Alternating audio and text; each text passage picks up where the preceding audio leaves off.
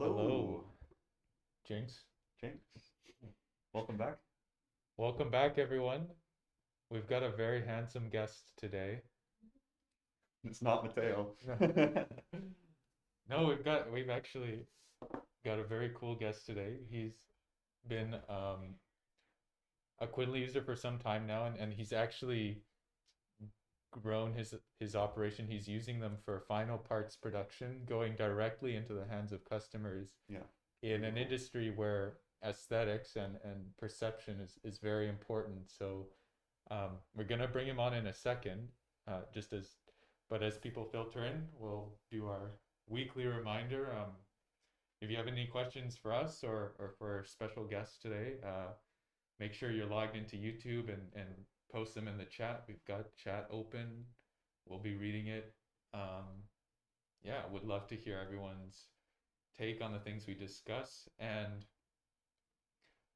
I'm super excited about his use case because it's definitely one of the higher volume users we have, and Yeah, where he's going with his product is just like insane levels of volume. yeah. Well, it's just really cool seeing someone scale up in this incremental way. Hmm. Um, Only possible with Quinley. So, yeah. Shall we introduce him? Yeah, let's introduce him. So, our special guest today is Mr. Thomas Thomas Thornhill. Thornhill. Hey, that was a good one too. Jinx again. Thomas Thornhill. And we'll bring him on.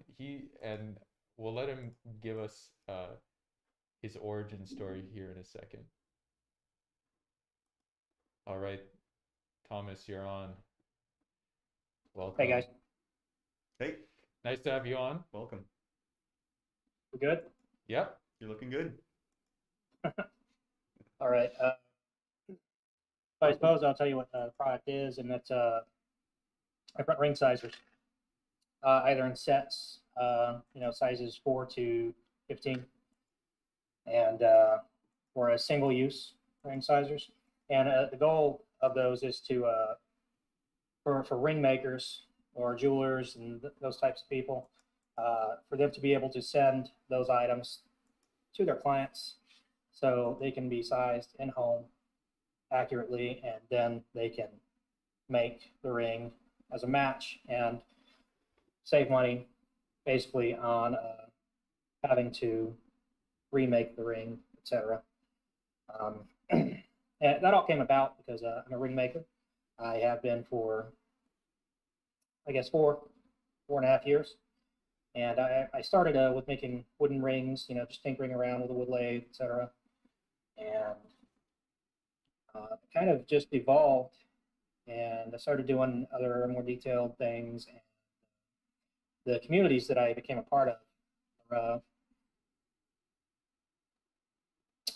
very interesting.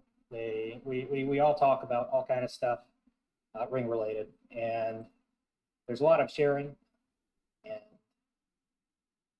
as far as skills and materials and all that kind of thing goes. So a lot of people were asking me how I did a few things, and that ended up, long story short, I guess, of me starting to sell supplies to other ring makers. And so that blew up.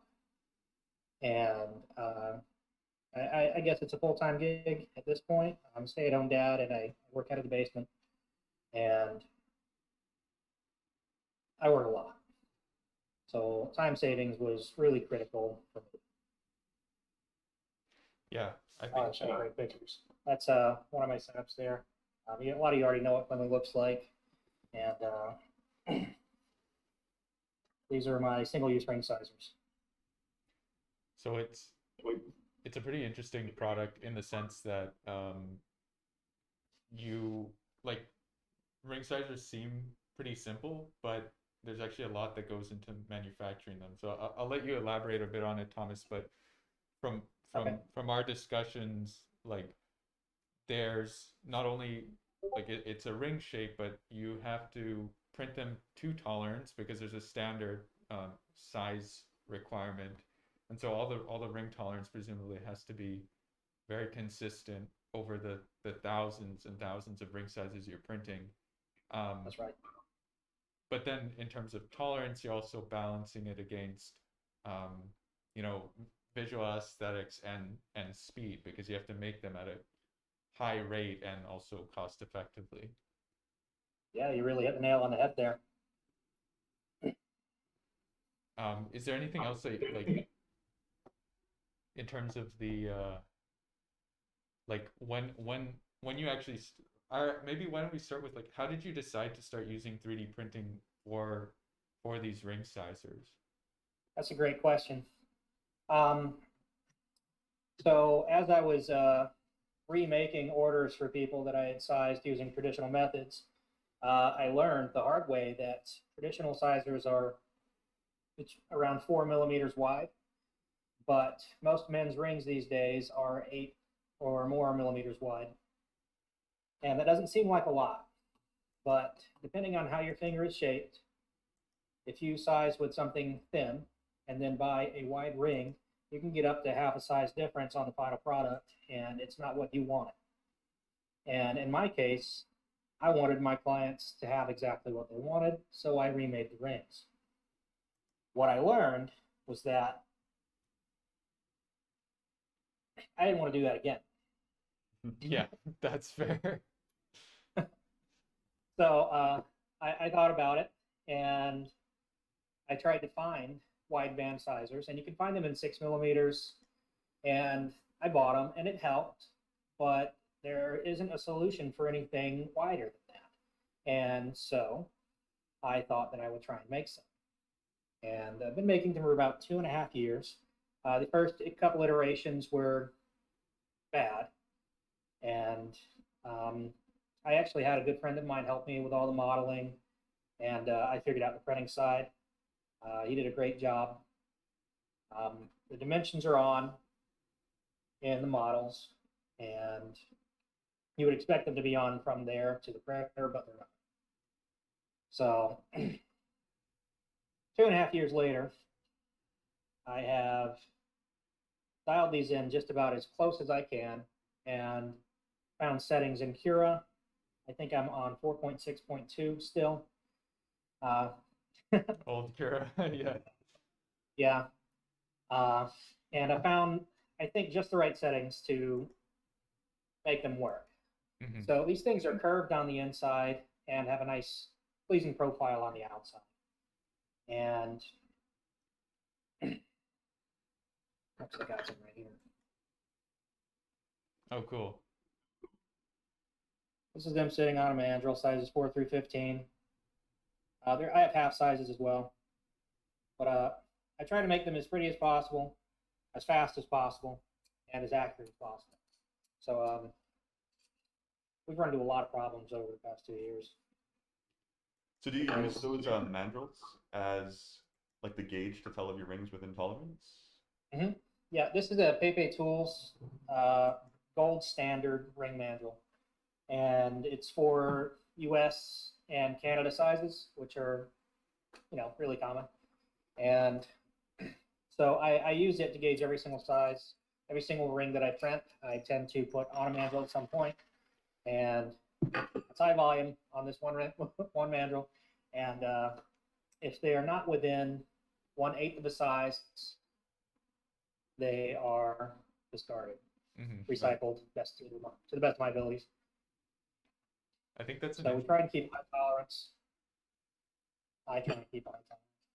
Yeah, I was gonna say it's actually interesting because I've run into the same thing with that you've had to do when trying to keep tolerance on parts, or when trying to keep parts looking consistent in that I've kept, like, I keep multiple versions of Cura on my computer, and I use 4.6.2 as well, in addition to, like, I have 3 other versions, but there I've had the issue where if you update your slicer, it can, like, it will generate the G code differently, and it can throw off the tolerance or the finish of your part. And I mean, for someone like you whose main goal is not to, spend hours and hours tinkering in the slicer or messing around with the printers, but is actually just to use the printers as a tool for production. If that's your goal, then sticking to something that you know that works is really important. And I think um, it does like where with 3D printing, because standardization is really not a thing. Everything's constantly changing. You're always getting new hardware, new software. Being able to um, like sticking with a reliable and consistent slicing software and settings that you've got is actually really, I think, something that people don't think about very much. Yeah. Well, like nowadays, 3D printing for production is still kind of a free-for-all Yeah. where there's no like set rules and no guidelines on how to do this kind of thing. Um, so when you're trying to do these like mass production runs of things, you just kind of have to figure out issues as they come. I think, yeah, I mean, that's what's so interesting about these conversations with you guys is we're so early in this process that everyone's kind of taken their own path to get to using their printers the way they are. And so it's Yeah. interesting. I think everyone can learn a lot from the journeys that we've taken and the like painful experiences we've all had trying to use printers at a high volume. Yeah, it's That's a cool. fact. Yeah. Having a community like this just with people who are printing different things for different reasons, but we all kind of share that same high volume um, need. It's just kind of cool just to see how It's a wish, we really. can, Yeah. yeah, how we can all help each other improve. So like maybe for context for the audience, like how do you see your printers? What is your main purpose for having 3D printers? I guess my end goal is for them to pay the bills. They're tools. Yeah. That's pretty much it. I want to use them to create a product, and I want them to do their job. I want them to do it well. I'll do maintenance. I'll do everything I need to. But if one of them starts acting out too much, I'll start replacing parts just like that. And if I can't get it right, I'll replace it. So before you had 3D printers, did you ever do ring sizers using a different method, or was it really only because of 3D printing that you could get into this? I want to say it's just because of 3D printing. Mhm. I explored other options like um, injection molding, but if you're doing 23 different size rings, you can have 23 different molds, and that became very cost prohibitive. Hmm. Plus, if it wasn't just right, that they could expand and contract beyond where I wanted them to be, so I can control my product in house. Mhm. I think that's a you just brought up two really important points. One of them being that resizing something with injection molding is like the hardest thing you can do Yeah, Possible. yeah, you because want to get a mold and You have to cut a remake the little bit out product. of it. It's not fun. it's like Or how do you even, make a ring bigger but keep the same thickness? There's no way. You need a new mold. yeah, So that's Yeah. one thing. And yeah, the other thing, yeah, with injection molding, that's why you have this expensive simulation software that looks at all the like the thickness of the plastic, how it's going to shrink in your mold, how it flows into your mold, and how that flow affects the shrinkage, yeah, so that you don't make a $40,000 mistake machining your thing slightly too small. Um, yeah. That's a Imagine lot just of money. having just having a bin full of ring sizers that are a quarter of a size off. Like that, Yeah, that doesn't they're seem a gone. good idea. and They don't do the job. just for reference, like what is a ring size so that people know how tight the tolerance has to be? Like if I go from one number to the next, what kind of change is that? Let me double check. I know the answer, but I don't want to. I don't want to say it wrong. Claim something online. It has to I be think right. it's 0.4 millimeters. 0.4. So the width of a standard nozzle. Standard nozzle. Yeah, so and that is like well within some injection molding tolerances. Like Yeah, that means 0.1 is a quarter size off. yeah, that's true. Okay, half a size is 0.4 millimeters. Half a size. Full size is 0.8. So going one of your ring sizers higher is going up half a size. Yep. Gotcha. So I'm actually curious. So do you sell these sizers mainly to like directly to people, like to customers, or would you be selling these to other ring makers who would then sell them on? I do both. Both. Any sort of I have you showed in the pictures previously. I have a set that's kind of on a cable. So I print them with these very same things with eyelets, and I put them all on a cable, tie them together, and those are really great items for ring makers to use in the shop, but they're also great for people to buy and keep at home, you know, that kind of thing. I also have just your regular guy or girl that wants to verify their size. So I sell these in sets of 5 consecutively. Mm-hmm. That's my smallest amount. So you can get size 9, 9.5, 10, 10.5, 11. And if you were a 10 last year, you can verify and then, spend your money on the ring that you really want. Mm-hmm. Yeah. Instead of making an expensive mistake. Yeah. Expensive mistake. We And don't it's like either those. expensive for you or your mistake is going to be expensive for the person who wants to make you happy and Mhm. remakes the ring. Yeah.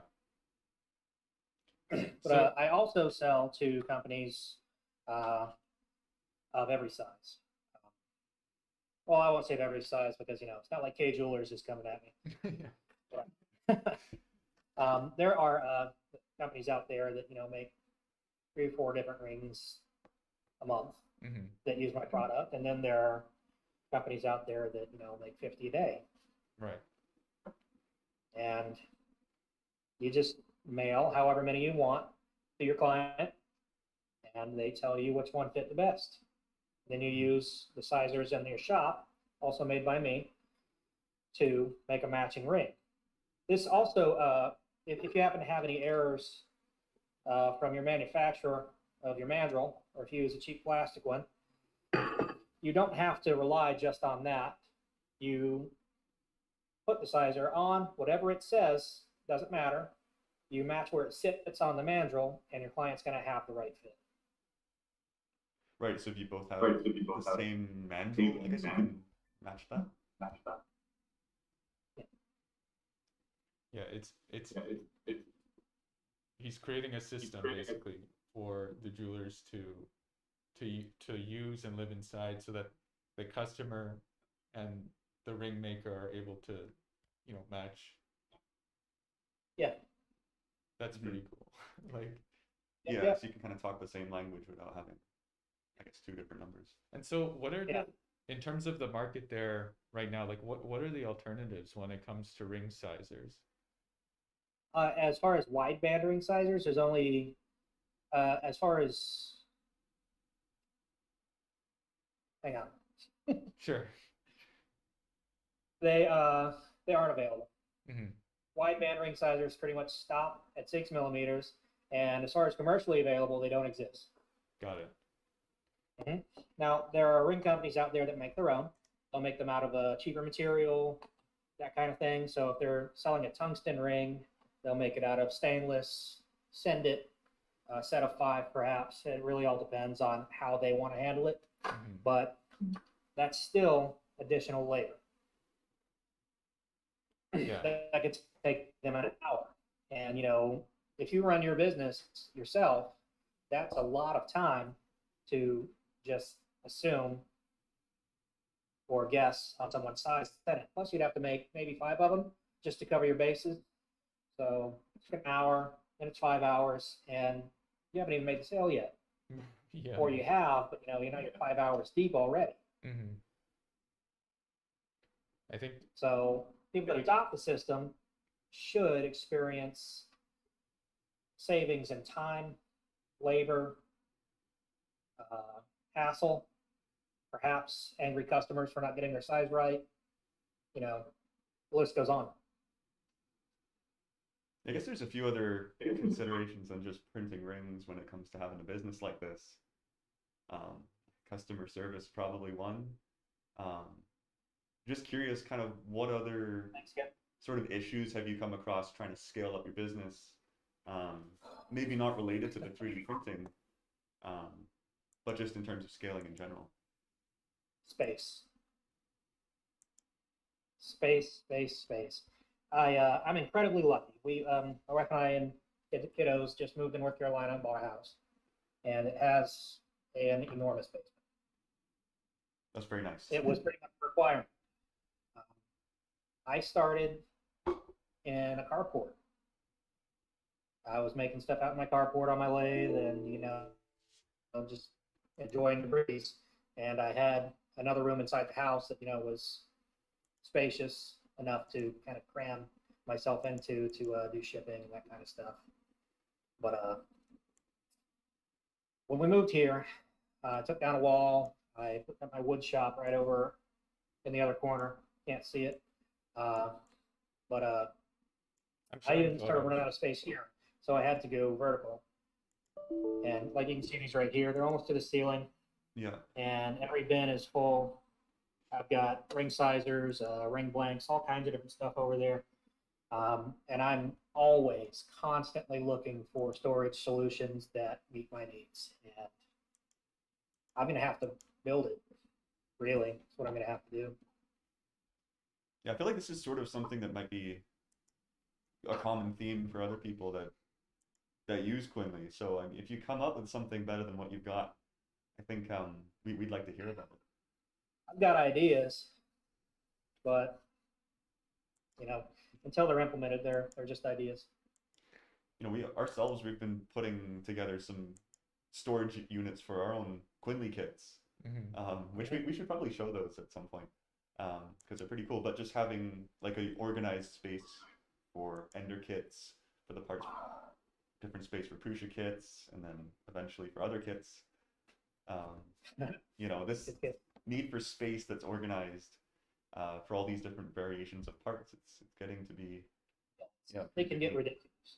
I also do ones that have custom logos on the sides. I mean, options are kind of limited because my rings only have about 28 layers printed. So I can do basically block lettering, maybe a small design, but it has to be pretty obvious what it is. But if a client wants those, I've got another 23 boxes that I need to have, on top of everything else. I think it's an interesting problem because usually this type of stuff is handled by either your fulfillment center or your manufacturer. But now the fact that you're controlling all of your production, you have the option to like stock or not stock whatever depending on the demand. It does bring the problem stock, I ship, yeah. I manufacture. I need help. Yeah, it's a lot. Like it is actually genuinely a lot. And I think the fact that you're able to compress like manufacturing and everything else into a single basement is just a testament to how handy the 3D printing is. I think a question a lot of people I saw in chat someone was mentioning the storage shelves that you've got. How much do you actually stock and versus how much do you print on demand? I'd say right now I've got about 4,000 in stock. Okay. But that's going to keep growing because I'm not going to have my printer sit idle. And, once we get the new website up and, we have a landing page for future advertising, I'm going to want to be able to say to a potential client that I can ship their product tomorrow. That's going to be a huge selling point. Oh, well, wait, I can have it soon. You don't have to make it. Absolutely. So your goal is always going to be to have some kind of buffer stock between I've got to printing and actually what you're going to ship.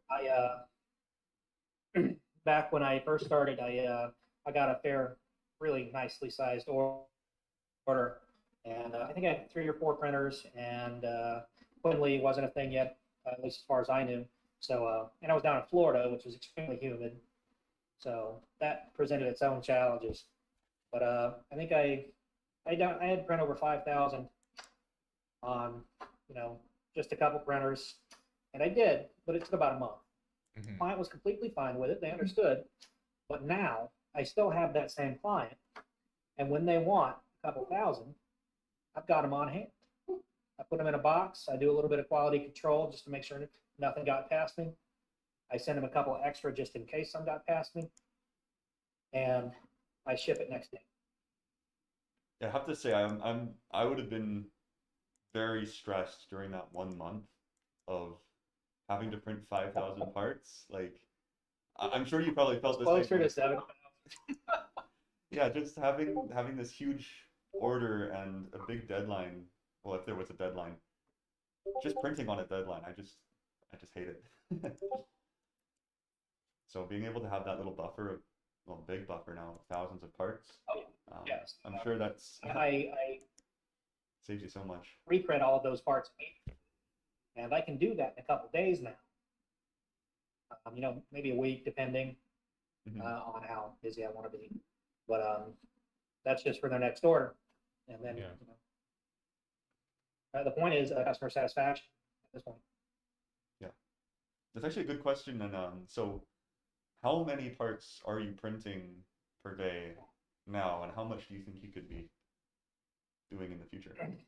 On my parts that have been converted to Quinley, I can do approximately 100 a day at 10 at a time. Batches of 10. That's my cat. And so that's about 100 a day, give or take, on average. And I've got 3 if I can keep them all running. So 300 a day, 2,100 a week. It's about That's already 100,000 a year. on our Theoretically, well, you want to yeah, on our in thumbnail theory we said numbers. 100,000. So You're Yeah, potentially. producing. Just on 3 printers, if they went 24/7. Okay. 100, 365, 110,000. Potential 110,000, assuming I'm perfect, they're perfect, and rainbows and butterflies. Right. cool. So our That's why I thumbnail want isn't more too far off then. 100,000. I want more. I've got 5 others. I'm going to convert the 4 of them to Quinley, and probably I want to have another 4 more, so a total of 10 running constantly with Quinley is ideal, So we're looking at numbers. or at least the potential. I don't have those clients yet, Right. but I will. Yeah, you can't just arbitrarily keep on adding more printers and creating this huge pile of Yeah. ring sizers and get You'll need a lot more no one to sell them organizers. to. If all else fails, I'll do cookie cutters. There you go. Yeah, Yeah. that's a pretty good market actually. That's always thought. People like cookie cutters. Yeah, so once you add those more printers, if you get to that 10, then what we're looking at over 250,000 parts per year. That's Possibly. those quantities are not 3D printing quantities. Most people would Yeah. say. Yeah. Yeah. Most people But with would that say. many, I can relax a little. Yeah. Mhm. I can relax. I can run them all half the time. Yeah, you don't need to worry about squeezing that extra bit of optimization out of your schedule. That's right. Um, And which they'll is last nice. twice as long. Yeah. That's true as Great. well. And there is a rule of thumb in manufacturing that you kind of want, 40 or 50% over capacity in case anything crazy happens. Right. So, but that I that's want to have 10 prints. I can have 7 working. yeah. And 3 for experimenting, or 3 for, in case one of 3 the under 7 maintenance. breaks. Yeah. That's awesome. Actually, I've got photos of people were pretty impressed by your organizers. I've got photos of the ones that we've 3D printed, so I'll throw them up on the stream, so you'll see them in a second. Some of that on the fly 3DQ magic. On the fly, yeah, managing the live stream on the fly. Keywords. Yeah. These were taken literally seconds ago. Let's see if I can. Yeah, Steph's been really good. She's just in the office next to us taking pictures and Taking photos, yeah. telling us, "Hey, go show this on the stream." This all happens behind the scenes. You don't see this stuff. All right, here's Fourth wall broken. check the yeah, check the stream now. It's not gonna be super smooth, but You can full screen them too. yeah. So these are, I guess, unlike you, all of our parts are very, very, very different shapes and sizes. So what we've decided to do is we got a couple pegboards above our packing area, and we just keep like a working inventory immediately above where all of our packages are packed. So we always keep about 10 kits worth there. So like as production is packing kits, they always have access to at least 10 kits worth of parts. And then we also do a thing where we pre-pack kits. So like we'll keep a small inventory of kits that are already just slap a label on them and they're ready to go. But what's really cool about this is like, because like you, we kind of print to demand. Um, our inventory is extremely small, like in terms of physical space. So this is pretty much our total working inventory, and then everything else is just stored as raw filament, either on the printers or in the storage in the back. Yeah. So the idea is as we scale up printing more kits, this inventory system, we don't need to keep a huge pile of inventory, but I'm sure we'll get there, having a larger buffer or the need for a larger buffer. Maybe not to the point of 1,000 kits yet, but getting there. Yeah, Reach for the stars, guys. Yeah. Yeah. Well, that's it. Exactly. Like Until we get like an order from someone asking for 1,000 Quinley kits, then we're gonna have to get that buffer going because that's gonna be a fun month. yeah, yeah, that's a good point. And there are people that we're talking to that are looking at deploying 3D printing at that volume. And so that's going to be a very interesting calculation. We recently started using this software that like automates the tracking of our production, and yeah, it's going to be a very interesting calculation. We'll always be looking at how many printers do we need running, what parts are they printing, because none of our parts take the same amount of time. We'll also be looking at like how much filament do we have to have on hand, and then how much printed inventory should we also have on hand. Mm-hmm. I'm trying to keep things fairly lean, as far as inventory goes, but yeah, it's kind of fun coming across these challenges as they occur and coming up with scalable solutions to them. Yeah, it has to be efficient. Yeah. Otherwise, you start ending up with a massive inventory, it takes up way too much space, and then that starts getting really expensive. Yeah. Yeah, I've got a couple of those. I have a question. Maybe your product is beyond this stage of design, but what do you do if you ever have to change the design of your rings? I have originals available. I don't think I'm going to have to change the core design. And if I did have to change the core design, I would keep these and take what I've learned throughout all of this and redesign them into whatever form they need to be. Got it. But as far as small changes like adding a logo onto the side, maybe, depending on whether it works or not, I would just load my originals into whichever free software I'm using at the time and make the changes and then export them. I'm showing just on stream, I'm showing a slideshow of the different, of the result rings. Maybe if you want to talk about those. Right now I'm showing the stainless, or I think it's stainless with the pearlescent inlay. That's called Dichrolam, I believe. It's really fun material, very unique. But what you're seeing here is rings that I've made, because I still do that from time to time. And whenever I source a new material, I'll make a ring or 5 with it, and then I'll show it to everybody. in my community, and then they buy it from me. I also do custom orders, but this is I'm still seeing the diaper lamp anyway. I also 3D print ring blanks, and I do resin printing with that, and they're really neat. I'm really proud of them. But the base design comes out bigger and wider, and it doesn't look like a ring at all.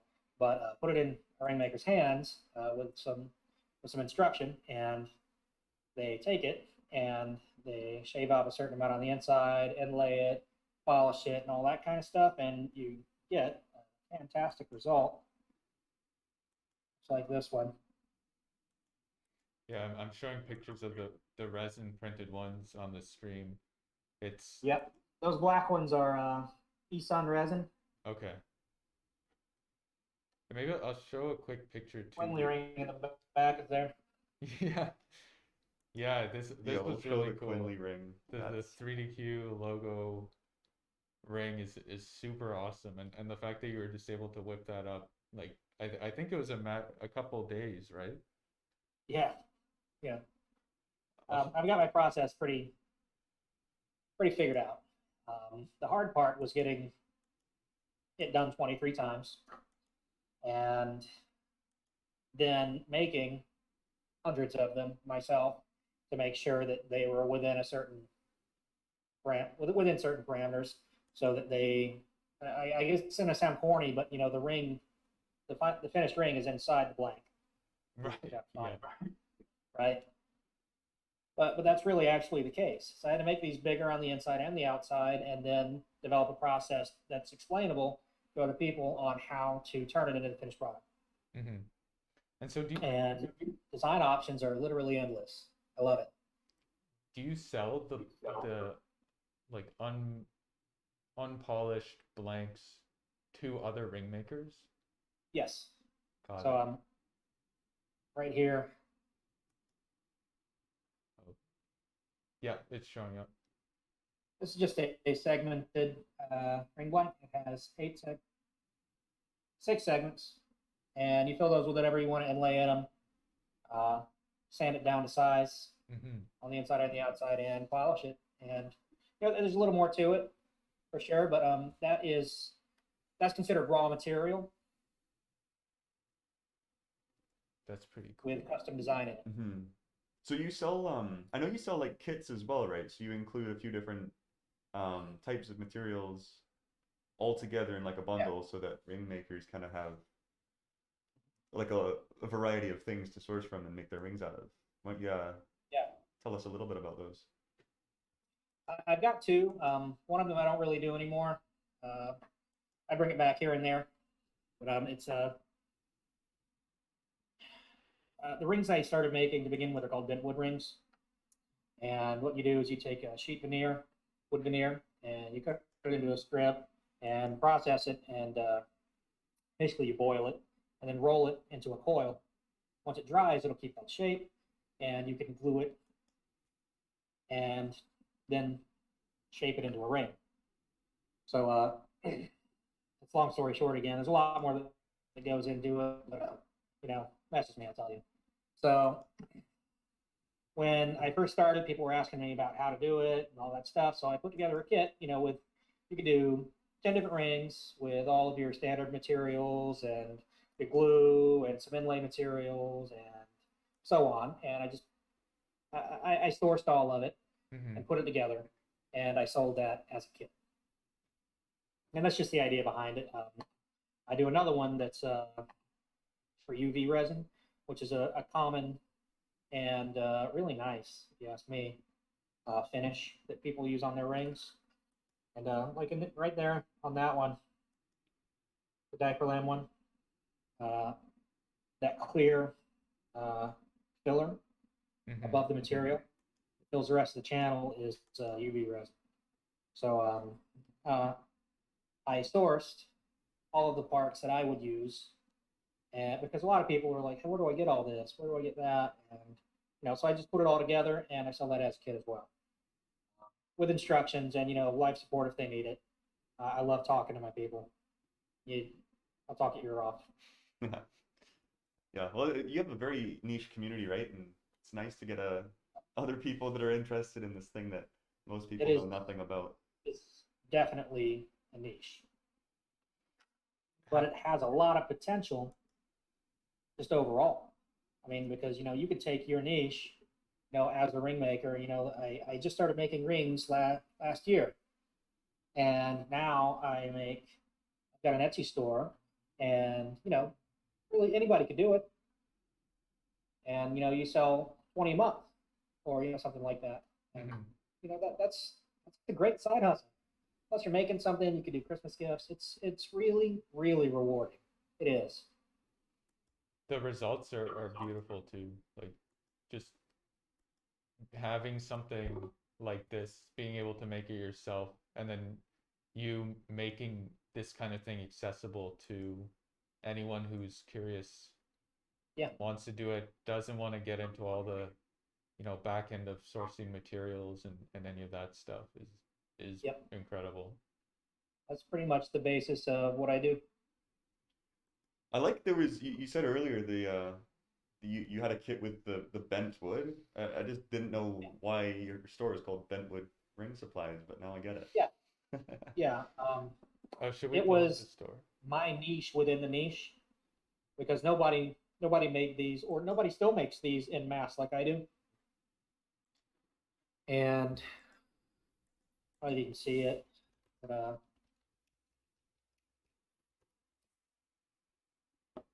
this is Koa, just the wood wrapped around itself, turned into a ring. I think we're actually gonna pull up your website too, just to Oh show yeah, Cool. here because it I think is. we can get some nice some of your product photos up. Yeah, there's mostly supplies. My ring shop is still a work in progress. You've seen Mhm. pretty much the most of it already. I Yeah. don't think I'd be able to leave the basement if that took off. Yeah, if only Pretty we could big, get right? get Quinley's for the resin printers soon. Man, that would be crazy. Well, That would be crazy. don't think we're not thinking about it. And Mateo's always trying to I get these have ideas. I have some ideas. Um, but yeah, I just got your store. I see the ring sizers on here. Mhm. And then the ring jaws are also 3D printed. There was an image we were showing earlier, Yeah, which is cool. Plastic ring jaws make sense, so you don't scratch or damage the ring. those Um, are special. That they won't mar your finish, and they also have I call it a positive stop on the inside, about 7 millimeters down, depending on which design of mine you get. And if you make an 8 millimeter ring, it'll sit about 1 millimeter proud mhm. of the face of the jaws, and you can Yeah. work with your ring without fearing striking your knuckles with the jaws as they spin. Mhm. Those are a direct replacement for a couple different brands of wood turning chuck. And one of the scariest things I see a lot of is a wood lathe spinning at full tilt, and somebody sticking their With finger their fingers right in the right mouth there. of it. Yeah, Mhm. that is scary. Yeah, what I It's guess common practice, and you don't see a lot of injuries from it that people talk about, but you know, you can beat yourself up pretty bad. Oh well, yeah. I bet it's one of those things where people are just like, oh, just be careful. That's not the best way to be protected on high speed equipment. Right? So, yeah, have you ever had a interaction with the spinning plastic? Is it better than metal? Should I ask? The I use that day, every time I Mhm. make a ring, I use one of those. So the one I've got on there right now is probably a year old. Right. And you've still Mm-hmm. been using it for a year. That's it's cool that you can kind of make a PLA, custom tool that and solves a it used problem. on a power tool, spinning, and it's not separated. It's doing extremely well. I Hmm. beat it up. Yeah, and I guess that's something I, people care I about too. thoroughly test all of my products before I put them in somebody else's hands. I think So I put it through its paces. that's definitely somewhere. That one, that's the one I use. That blue one, I took that picture over a year ago. Oh yeah, okay. I was showing it a couple seconds ago.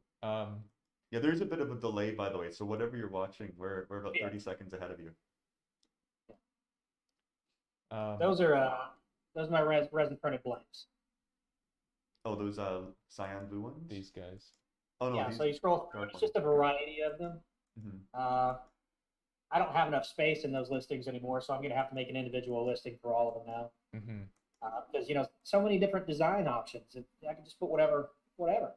It's great. Yeah, you can just throw anything I there. can put logos. I can put like brick shapes. Those are all just different colors, and that's commonly used resin, and it is feasible as jewelry. Consider too, anyone that's watching, that one guy is able to run a store that has hundreds of different product variations. And Mhm. it's because you're using 3D printing for this. It's the variations that give my shop. I don't know. Use your imagination about what I was about to say. Well, you could never do this with other. You couldn't do this with injection molding. You'd have to That'd get be insane. every permutation of size and color and shape. And it'd take like 3 months to introduce a new design to your shop, yeah. I right? can introduce new designs because I did the groundwork first. Yeah. So I can create a new design in a couple hours and have it printed, made into a ring after it's cured, done, fully tested, and it can apply to all the different sizes because of how I made it work in software. Yeah. It's It's the power of 3D printing. the power of digital manufacturing. Yeah. Well, it's cool that like this is actually possible. Yeah, you're living And- proof. Yeah, well, just one person, and then even if you do end up having to scale up to the point where you need like a new space, maybe someone to help you out, Man, you can do we're that close. incrementally. Yeah. Oh, I hope we get there. Me too. We'll It's going to be exciting. If I could, like train somebody and have them do most of it, and, we'll have a coffee, be nice. Mhm. I don't think I'd be able to remove myself from it too much, though. Yeah. But maybe.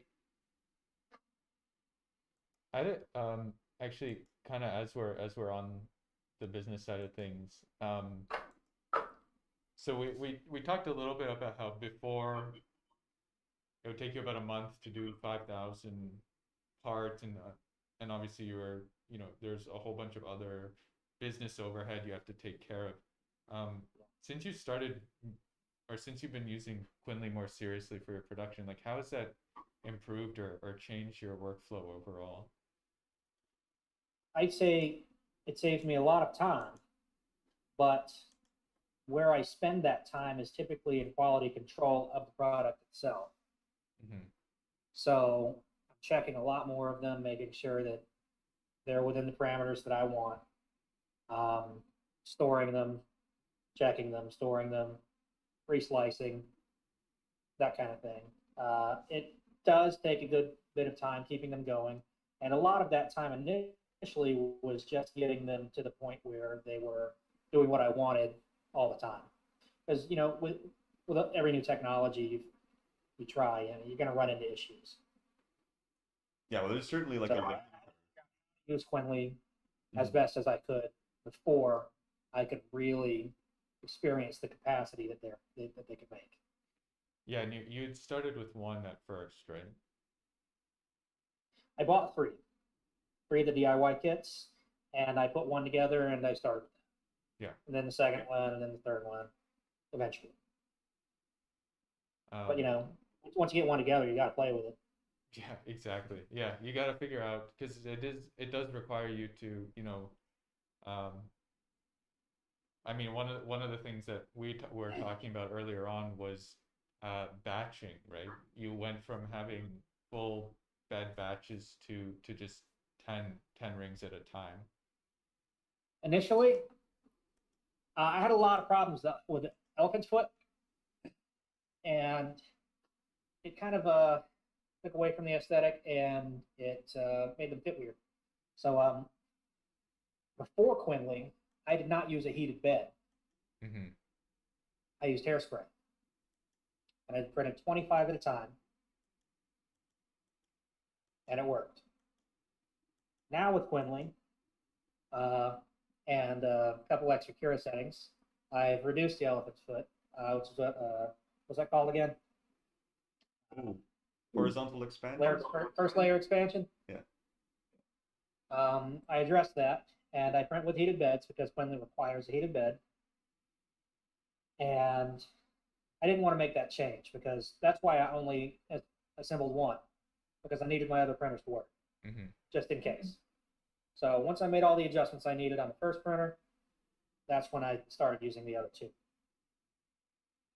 And that photo where they're all hanging together, I know you're all wondering. It's a cool photo. That's a skirt, and it is 0.395 millimeters away from the product. It attaches to each one of them, and it keeps them all together when they're removed from the print surface. Then I go and weed it. That's what I call it. If you've ever done vinyl, you know what I mean? Yeah. And there we go. Yeah, so this is what we recommend. And this is kind of, I guess, part of that learning curve where, you know, getting used to the way that Quinley works. There's a few different settings that you can play with in Cura or your slicer to get these like nice improvements to your workflow. So with this one, you get all your parts stuck together just by a little hair width of skirt material. The Z-probe offset affects how much it sticks as well. Yeah. And if you guys haven't heard yet, all you people watching, Z-probe offset is critical that you get right. Critical. That is true. Yeah. And it's First layer adhesion. If you get it too much, if you're too close to the bed, you either gouge it or it adheres too much and the release just won't happen. Take it back as far as you can and give it a little bit more. You're going to love it. Yeah, I think that's one of the things that we try to drive home in the manual and all the documentation. It's not like any other print bed you've used before. You have to take a bit of time to understand the best way to get it to work. Like because I had zero idea how close I was when I was printing the old one. I got my squish. It was great, but I didn't know how far away I could get from the print surface until finally. It's almost zero squish, and my first layer is gorgeous. Even though, you know, my first layer is what, a line and a half?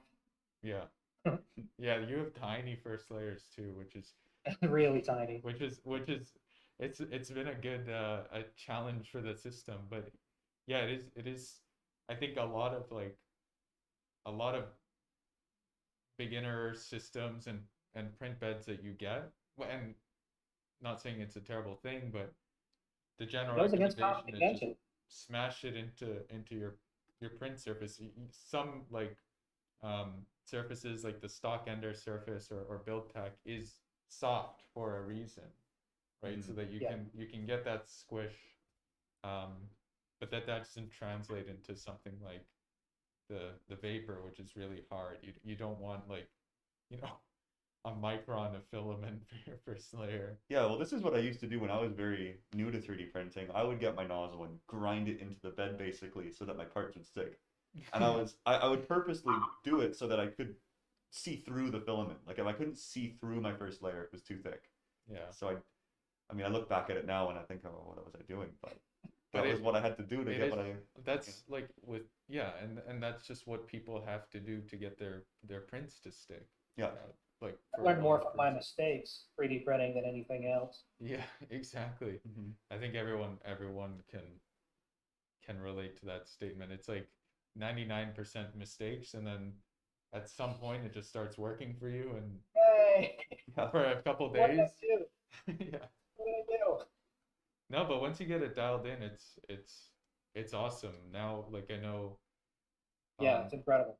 On our production, we have dialed in G codes, or most of our parts are dialed in. We're always, making improvements. But when we do have dialed in G code, um, like a brand new intern can come in, send the prints off, and can pretty reliably get the parts off the machine without even having to know how an ender works. I'd Mhm. like to line up your interns, uh, the original ones with, the ones a couple years down the road and see the difference. Yeah, it's gonna be it'll Because be being interesting. there at the Yeah. beginning and having to figure it all out, how does that affect your knowledge versus, pushing a button? Yeah, yeah, I know. It is definitely This is awesome. gonna bring bring the what's it called, the skill floor for 3D printing way down, because I Those think, guys are going to take that and make something out of it yeah, for sure. it's gonna be it'll be very important for the industry, because we don't want engineers, designers, entrepreneurs, we don't want them spending hours messing around with the 3D printer. We want them printing their ideas and designing new and better things, and Yeah. ultimately bringing them to market. Took 2.5 years to get these just right. The resin ones, uh, I had learned a lot, even though it's a different format. It took about 6 months to get to the point where I was happy doing beta testing and sending them out to clients. Having them give me feedback. Mm-hmm. I sell them now. I'm just waiting on people to start picking them up for the shops to sell on Etsy, so on. Fingers crossed again. Mhm. Got potential. It's nice. We're so deep into this 3D printing rabbit hole that, at least for me, it seems like everyone knows everything there is to know about 3D printing and they enjoy it. But it turns out most people don't know about it, and a lot of people, And like, you want to just use it as a tool, and Yeah. you want to get a product out of your machine, and that's the end of the story. that's the truth. That's God's honest truth. I only know as much as I need to know to do what I want the machine to do, and that's being perfectly honest. You could start talking about some detailed stuff about G code, and you'd lose me. Yeah. You would. I want. I'm more focused on getting my product printed right, and into somebody else's hands. And then that person uses it. Uh, The, I couldn't tell you so much about 3D printing, but what I can tell you is that it is and can do incredible things. the irony of it is What are you gonna, that, what are you going to make? How are you going to change the way things are done? yeah, it's funny how, like, the people who are the heaviest users are not the ones that actually want to, dive into 3D printing and mess around with the machine. They're the ones that want to make things with their printer. They're too busy to bother with tinkering. Yeah. And most of those Yeah, people I've got a are great like, actually. The clients I want, my ring sizers, they're not part of my communities. mm-hmm. They're busy. Yeah. They're running their companies. If you were to show these to They don't know who I want them to, but where are they? yeah. They're working.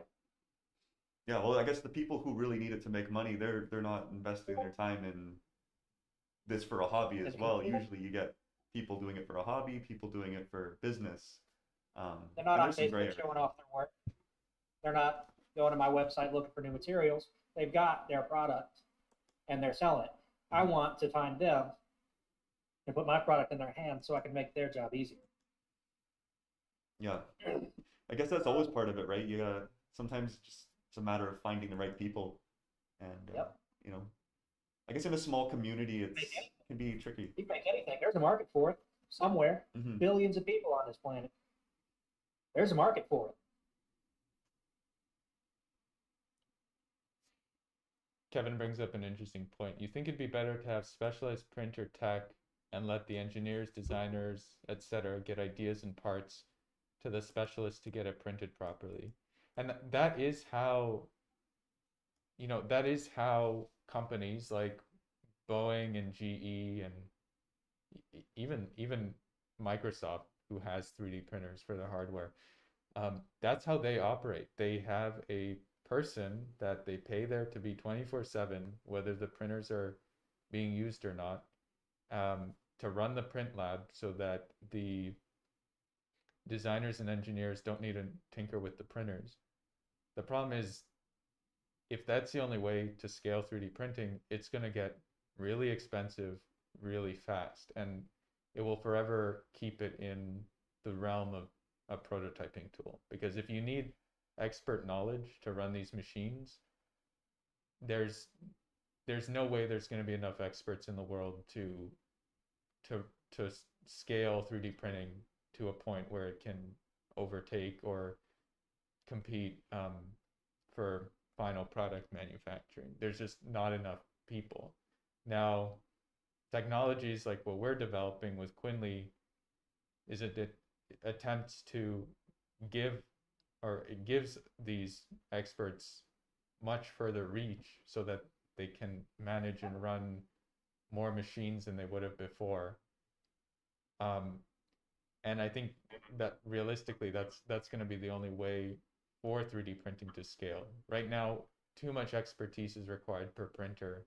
You either need to lower the skill floor or give these experienced experts the ability to run more machines than they ever have before. And so everything we build is kind of with that in mind. Like, how do we make printers easier to use, and how do we make it so that one person can run more printers than they ever could before? Yeah, I think Kevin, to answer your question again, we're not getting rid of the operator for 3D printing. We're just expanding, like we're actually just getting rid of all the tasks that the operator doesn't need to do. So that the specialist can actually do the specialist work. Because you don't need to be a specialist to scrape a part off the build plate and hit go. Right? That's not what the 3D printer operator would want to do. That there's like optimizations, G-code, slicing, and just like logistical things that humans would be able to do, but automation can't do. So yeah, I guess this is cool. I like talking about this stuff. Yeah, it is definitely an interesting way of thinking. But it's kind of in the same way, like most manufacturing works like that. You have the process engineers, but they're not the ones, they make the machines that churn out the product, and they're also not the ones doing maintenance on those machines. Yeah, they just come up with the way that other workers should be working. Yeah, so in this case, I guess you'd have, if you don't have just a single person operation, you might want to split the work in such a way that one person designs parts and then one person runs the printers. And if that's an effective way, then go for it. I think that would require some overlap. Yeah, there definitely needs to be some sort of common, communication. Like the designer's got to design the part, and the person who prints it has to understand the intentions of the person who designed it. Yeah. Okay. And so this is another thing. Yeah, we're 3D printing for manufacturing. Still, some things you can figure out on the fly, right? You have to sort of come up with a standardized method that works for your particular use. Yeah, I see Kevin's point now. He's saying someone should worry about the machines and let the designer do their thing. I kind of agree with that, and the more machines this one person can be in charge of, the better. An interesting idea we floated by a distributor, and this is, so in 3D printing, distributors tend to serve more than purposes than just selling printers and selling filaments. They also tend to be kind of the go-to tech person for whoever buys machines from them. So distributors will have sometimes have service contracts and stuff. And one of the ideas was that with a system like Quinley, a distributor or some kind of expert or consulting house could exist to process files and make sure that they're ready for 3D printing, and then easily deploy it to a whole bunch of client machines. In fact, some of our customers right now are working on systems like that, where they have a Quinley at their facility, and then they have Quinleys in many areas off-site, and then they validate the design. The expert validates the design on his machine, and then if it's good, he'll send it off to all of his clients' machines and have the parts being printed on site. And the client just needs very minimal knowledge. They need to know like what a printer is and what it does, but they don't necessarily need to know how to slice or prepare G-code or What about things that require you to be present at the machine? Will you be able to adjust the row offset, as an example? yeah, that's one of the things we're looking at, like how best to automate on this. In his case, he has a Prusa, so the Z offset is really easy for a new person to set. In fact, he just talks him through on the phone. With Eric Woolridge was doing a similar experiment, and he gave at a bunch of universities, he gave these students, I think it was like 2 hours of training on how to calibrate the printer. And then he said, just print this G code. And they were doing this as like a disaster relief scenario. And so they got a really, because it was known working G code, they got a really, really high success rate. I think over 80%. That's kind of surprising. Yeah. But they had standardized equipment, and they had a very standardized process for that the students were taught to set up the equipment. So it was designed in such a way that so someone who didn't even know how to use a 3D printer was able to like follow these steps really closely. Now that being You can even said, have instructions tethered to the machine. sorry, could you repeat that? You can even have instructions like that tethered to the machine. Yeah, exactly. If you needed to deploy machines like that to disaster relief, whoever got it could do whatever they needed with it if they could just follow instructions.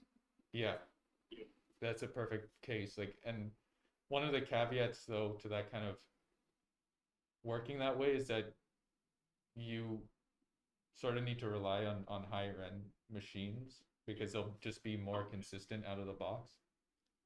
I'm curious what would have happened if he did that with Ender 3s versus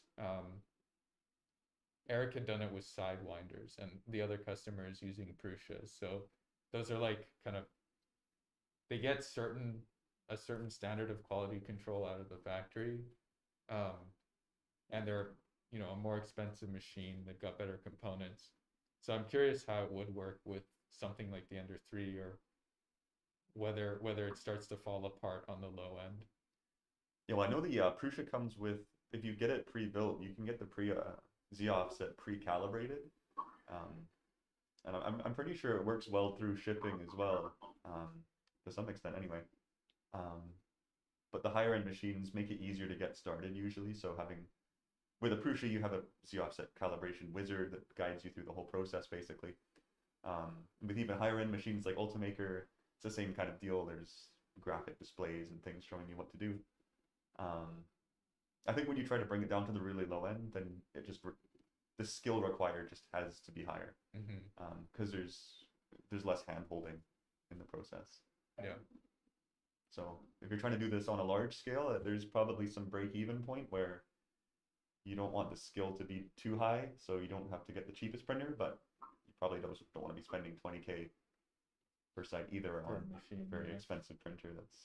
That's an interesting idea, though. Just in general,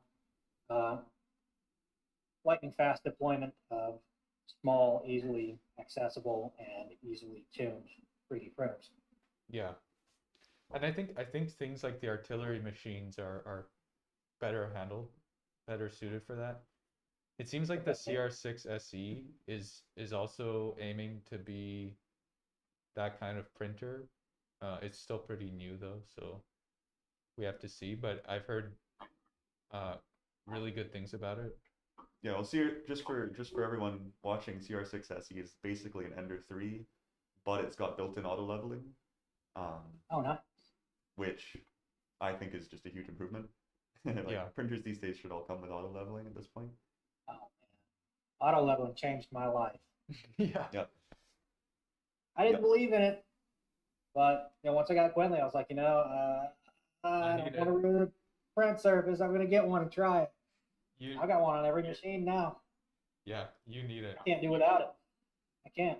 The especially lower spec machines, but really all machines, whenever you're dealing with heat and changing temperatures, you'll always need some kind of self-calibration. There's mhm. no getting around it. The best upgrade for automation is more automation. Yeah, yeah. Automate the bed leveling. Yeah, Okay. this is also kind of why we Can like to automate look at how? printers with built-in auto leveling. It makes our lives a lot easier. And also our customers' lives, they don't have to install a BL Touch or something. They can just get a printer that has it built in. Yeah. Um, How come you guys don't just provide a BL Touch in your kits? well, that would make it. Um, a lot of people already have a BL Touch. Some people don't have a BL Mhm. Touch. Some Yeah, people don't want a BL Touch. with the option. Um, One of our problems here in They Canada need, is, they need yeah, they need one. One of the problems here in Canada is if we were to sell them as an add-on in our store, so most of our customers are in the US. So our US customers would be paying for double shipping because we'd be either sourcing them from um, BL Touch themselves I mean, overseas or a supplier, and it just it's always easier and less expensive for people to get the BL touches from Amazon, honestly, especially okay, with US based customers. that's what I do. Yeah, exactly. It like if But if I bought a kit from you guys and it had a discount voucher in it, I'd go to ANSI Labs. yeah, we should partner with mm, ask them see if we can get a wholesale because it honestly if we can't offer it for less than what you can get it locally, there's almost no point in us trying to outcompete with Amazon. It's the same issue that we have with Raspberry Pis too. We we used to supply them as a like a pre-built kit, So, and because of the shortage, that companies aren't able to secure them in high enough volumes, and it's a real shame because it makes it hard. Like it makes the installation process harder for customers because now they have to buy this secondary thing. mhm. yeah, you guys are experiencing a bottleneck with the shortage here Yeah, for sure. yeah, that's why we're looking at things like multiple printers on a Pi actually one thing I'm looking at right now is completely moving away from the Raspberry Pi because Uh, they have very specific rules about suppliers and it makes it very difficult to have could a you use consistent one supply of those micro desktops and I don't know what's the word for it? like a USB hub. No, virtual machines. Oh yeah, So let's say you got a desktop computer. I don't know, a cheap one, who cares? And you just run a couple virtual machines concurrent, and they run 2 or 3 different printers. yeah, that would actually be a good way to do it. Just virtualize it and run like into a giant USB hub. You need to be able to plug all the printers into somewhere. Yeah. So you have long USB cables maybe too to get things where they need to be. Although Yeah. then you experience issues with the USB communication, which is gonna Well, be a Wheels fun turn. thing to troubleshoot. getting into the weeds now. Yeah, yeah. Yeah. So there's I know some people have also asked if we could run Quinley from a VM, um, which I don't think we're there yet. Not quite. Um, we have to refactor certain parts of our code for that. But that's not to say it's not going to come in the future. It would be beneficial because it means people could run from more platforms than the Raspberry Pi. Mhm. Anyway, we're getting super into the weeds here. It's for the technical audience. Yeah, No problem with that. before we scare people away. Yeah. I did want to ask you actually about your business. Um, like what are your future plans? You talked about you want to scale the print farm up. You want to be printing more things, more of these ring sizers. Do you have any other products that are coming down the pipe or anything like that? I've got three major goals, and I'm just ad-libbing this. First is to make a living selling the ring sizers. That's long term. That's my hopes and dreams. Second, my other primary product, the resin ring blanks, or the resin rings. I would like to have those sell better. So I'm probably going to be advertising both of those over time, while also in the background having my own ring shop, that kind of thing. As far as the pipeline, I don't have any new tools. And maybe one thing, and that's some secret squirrel stuff right now. Top secret. But and I guess my final thing that I really want to do is expand my my retail inventory with items that people get regularly, that competitors have. Different types of ring blanks, different type of inlay materials, that kind of thing. So I can offer more and bring people in and that leave it.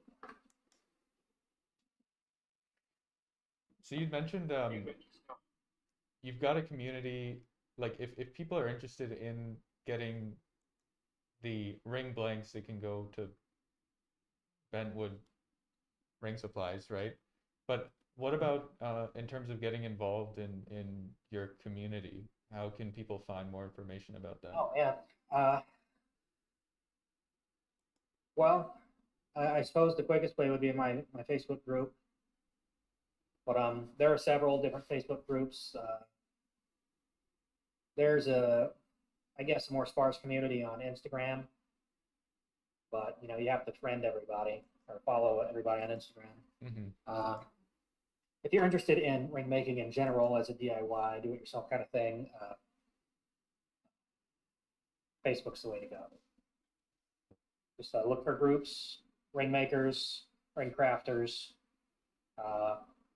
Stuff will pop up. My group is called Ring Crafters Group. Ring crafters. Yeah. Actually, if you send us a link, we could probably just chuck it in the description, because I think if people are interested, just want to reduce the barrier of entry, right? Get into the niche. Yeah. Yeah. It's a lot of people that want to purchase rings also join. Mm-hmm. So they'll join and they'll see somebody post something really neat and go, oh, ooh, I like that. How much? And then they'll go to private messaging and do their business. That's really common. Yeah, I'd be happy to throw a link in the description of the video. Yeah. Yeah. Right now we've got a link to your store in there. But if there's other links that you think would be helpful, just send them to me. Really, just those two. I'm going to be doing other websites and that kind of stuff in the future, but not yet. Cool. Groundwork to be done before those. Awesome. Right. Well, it looks like we're nearing the end here. Yeah. It's been great having you on. Your perspective. It's been great being here. Thanks for letting me come on. No, we really appreciate it. Just again, going through like the journey that you've taken from starting with wood 4 years ago and growing or identifying this need for custom ring sizers, for wideband ring sizers, and then taking it upon yourself to make this product and diving into 3D printing to do that, and then like finally most recently actually using Quinly to automate your whole process and start scaling your process the fact that you produce at a rate of 100,000 sizers per year is like really incredible. And only on 3 printers, and the fact that you've optimized your models so much that you can print that many while still making sure that they look good for the customers is awesome. Yeah, they don't need any post-processing at all. Yeah, that's That's to start off. it's something that almost a year ago now we were The saying unicorn. with with Quinley, like, design your things to avoid post-processing, because you're going to print thousands of objects and you don't want to post-process thousands of things. Mm-hmm. I did that on that multi-thousand order. I did post-processing on every single one of them, and that encouraged me to change my design. Yeah. Yeah, we had a similar experience printing the headbands for An uphill battle the entire way, but Quinley, just to be perfectly honest, has made it ridiculously easier. I'm glad, and I'm Very happy to hear. System. I hope to see you continue. I'm not just plugging that because you guys have got me on here. Yeah, I'm you'll part get of your disconnected. community. I like being involved, and you guys, your service is great. Oh, I really appreciate you guys. Thank you so much. Yeah, we want to see you print more on your machines, and anything we can do to help you do that. Yeah, it makes us happy. We see all these pictures of hundreds and thousands of parts. It's so exciting every time we see pictures in our Discord of someone like people casually too, like, oh yeah, I just printed 400 things over the weekend. And I'm like, right? Jeez, that's crazy. That's unheard of. Mm-hmm. Yeah, I don't think parts off the floor, and I can pick them up gladly. Yeah, I even got like messages just from people who I sent them an email and they're like, "Oh yeah, thanks. Printed a whole roll over like without touching my printer, whole kilogram without touching your printer." Yeah, come on, let us know. Cool. Let us know. More of that. More of that. Yeah, it's incredible, honestly.